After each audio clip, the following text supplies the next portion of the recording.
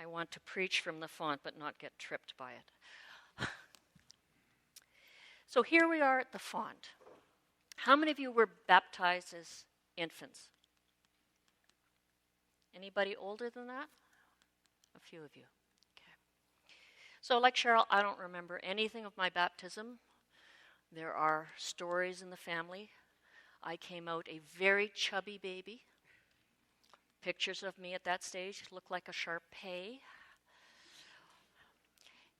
And we had this beautiful third-generation family baptismal gown. And there was only two choices.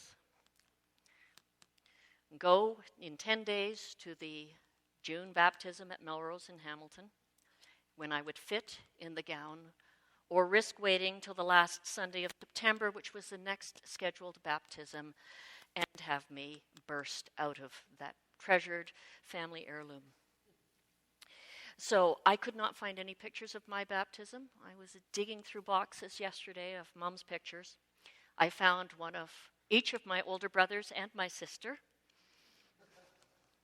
I'm not sure why I was excluded, but they're there someplace. Water. It covers 70% of the Earth's surface. So it's one of the elements that most people can get to. It makes up 60% of our bodies. I think in my case, it makes up 75% sometimes, but we live with that. We could live for 3 weeks without food. We can only live 3 days without water. So I don't think it's any accident that we have water as a crucial element in our understanding of who we are. Now, like every minister who's gone to seminary, I took classes on baptism. I took classes on baptism in my systematic theology course, in my worship course, where we went through the United Church Service book and were told how to say the right words and do the right things at the right time. And we even had one lecture on it in our ethics course. It was paired with marriage. And it had a lot to do with who we should and should not baptize and marry in our churches. And I mastered all of that material, took my exams, wrote my papers, got very good marks. And then I was ordained, and I arrived at 2 little rural churches in southern Ontario, not far from Niagara Falls. And that's where I learned about baptism. Let me give you some of the basics. When you are a woman in ministry, on Baptism Sunday, do not wear hoop or dangly earrings. You only make that mistake once, let me tell you. If you are in a church that does not have plumbing and is not normally heated, do not put the water in the font the day before. Or you will find yourself with a beautiful baby cradled in your arm and you lift the lid off the font and see ice. That's the first time that happened. I spent as much time as I could with my hand in that icy, crunching up the ice off the top and trying to warm up the water before I put it on this poor child's forehead. When you're about to take a baby in your arms and the parents say, you really need this receiving blanket, believe them. This did not happen when I had the $25 alb that I wore for the first 15 years of my ministry. But when I paid hundreds of dollars for that gray, lovely wool gown with all the velvet on and embroidery that you've seen me wear, I did that, took the baby in my arms, put him up on my shoulder, because I'm a mom, I know this. Pat, pat, pat, pat, how you doing? Gurgle, gurgle.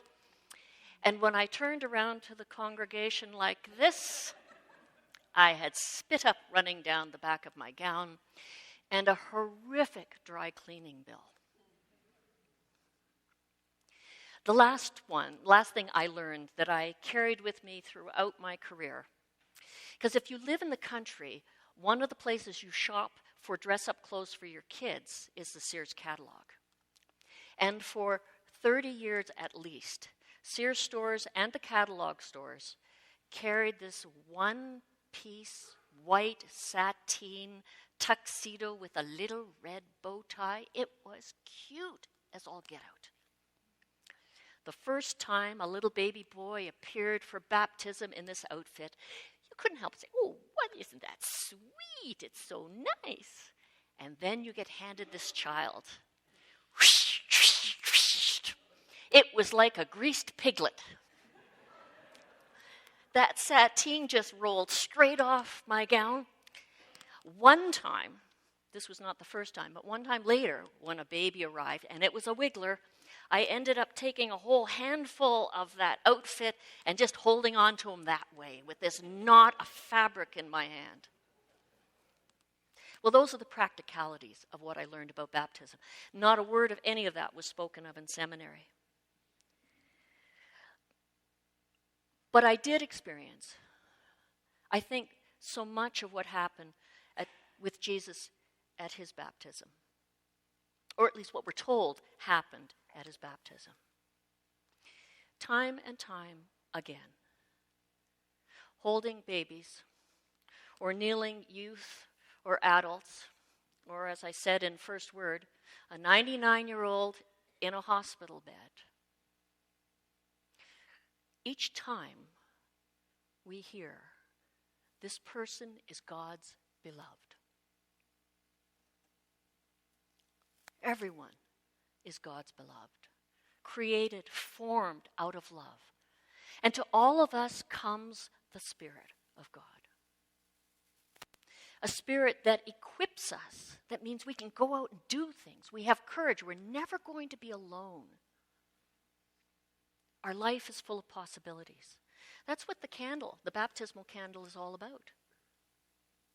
It is to reflect for us that the Spirit of Christ is in even this tiny baby, and wherever life takes them, whatever they become, whatever they choose to do, we trust that that same Spirit of Christ is going to be reflected through them and out into the world, and that the people they encounter will have reason to be thankful. I spent a fair amount of time this week reflecting on what I was going to say today on a chairlift. It's a great place to write sermons. There are really only two things that you need to know about the baptism of Jesus, about your baptism, if you've been baptized, or about God in general, even if you haven't been baptized. The first is we are all created as God's beloved. And we are all blessed with the Spirit. So it's intended that as we are loved, we are to practice love. So the two things you need to remember today are love and practice. Dorothy Bass, a wonderful writer in Indiana, wrote a whole book on practicing our faith, about the various aspects of our faith. Marcus Borg, who you've had as a guest here, his last book, called Convictions, is about what he learned that really matters. And it was prompted by the approach of his 70th birthday. And sadly, he passed away the next year. So it's his final book. It's his reflection on his life of faith. I was going to read you long passages out of it, but I think I'll spare you.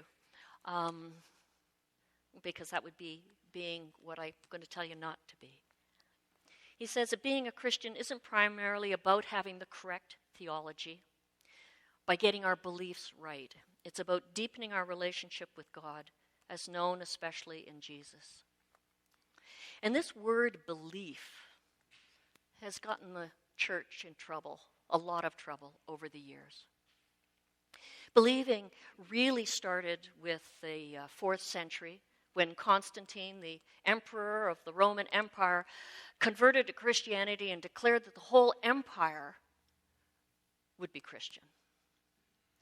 And then there were all these councils, and they made these creeds, and they started forming the rules.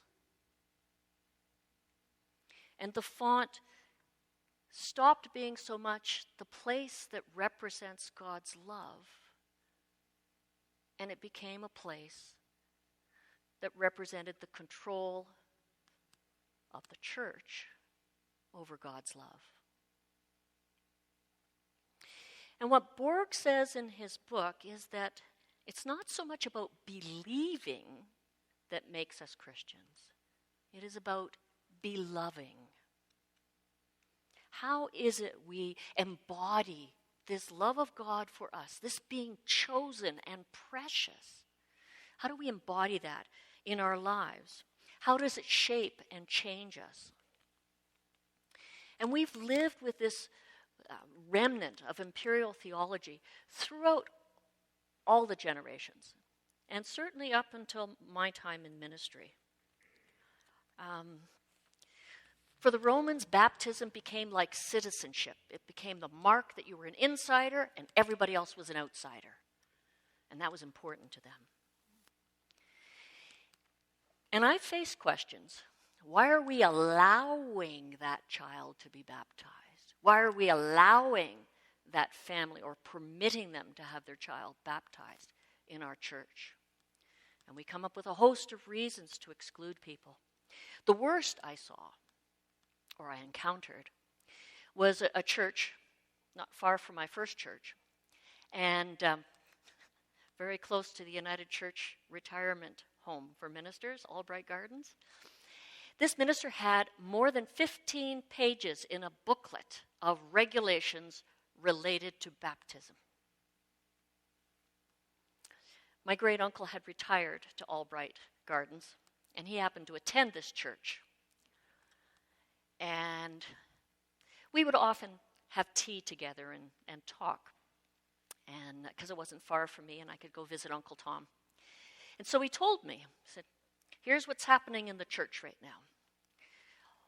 One of the key couples in the congregation, the heart and soul of the church, their son lives in Vancouver. They're coming for Christmas. And the young couple, have asked that their first child be baptized in their home church. And the minister said, any guesses? No. If you do not live in here, if you're not going to participate in this congregation's life, you can't have your child baptized. Well, you can imagine. It was a firestorm. It came to presbytery and everywhere else.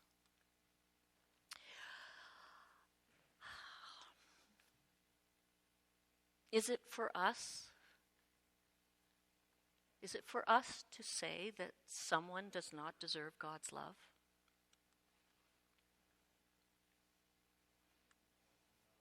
No. No. Is it for us to dictate that God's Spirit cannot transform the life of any person?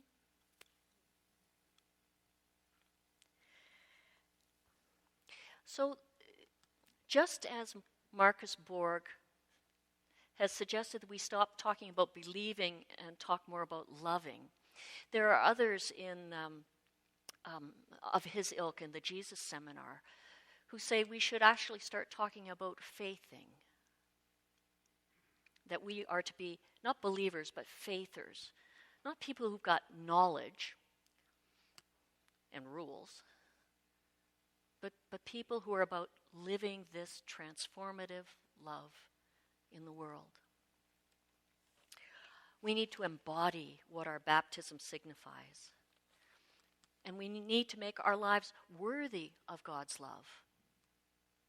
And live them confident that we know God loves us. The last paragraph of Marcus Borg's last book is this. What's it all about? What's the Christian life all about? It's about loving God and loving what God loves. It's about becoming passionate about God and participating in God's passion for a different kind of world here and now.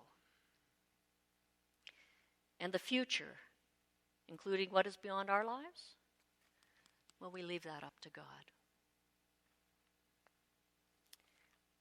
Every time you dip your hand in water, if you're washing grease off of your hands from working on something dirty, if you're bathing a beautiful, wonderfully smelling newborn baby, if you're wiping down the back of your aging parent, remember, we are all God's beloved. And we are going to be out there loving the world as God loves us.